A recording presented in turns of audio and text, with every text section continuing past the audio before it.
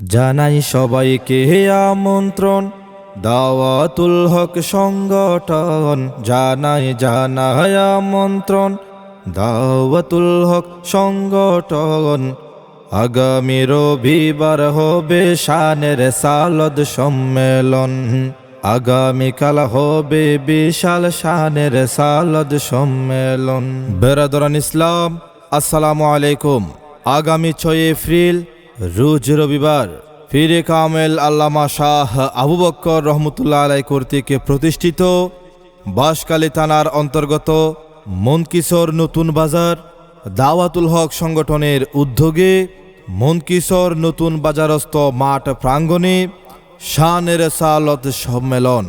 উক্ত সম্মেলনে সভাপতির আসন অলঙ্কিত করিবেন হাফেজ মাওলানা আনিস বিন আবু বক্কর সাহেব, মুহতামিম মনকিশোর ইসলামিয়া এমদাদুল উলুম মাদ্রাসা, মাওলানা মোহাম্মদ ইদ্রিস সাহেব, মুহতামিম আল হুমায়রা রাদিয়াল্লাহু তাআলা আনহা বালিকা মাদ্রাসা মনকিশোর, মাওলানা আবুল বশর সাহেব, মুহতামিম জামিয়া নুরিয়া বাঁশখালী।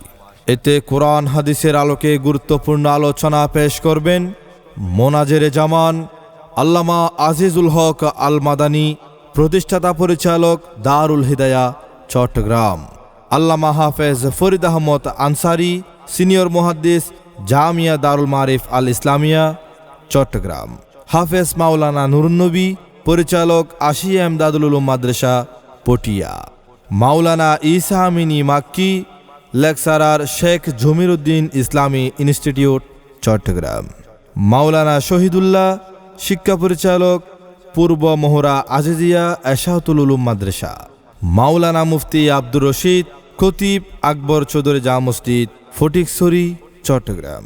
উক্ত শানের সালত সম্মেলনে আরও দেশ বরেণ্য বহু উলামা মাশায়েখ, ইসলামী চিন্তাবিদ ও বুজুর্গানে দিনের শুভাগমন।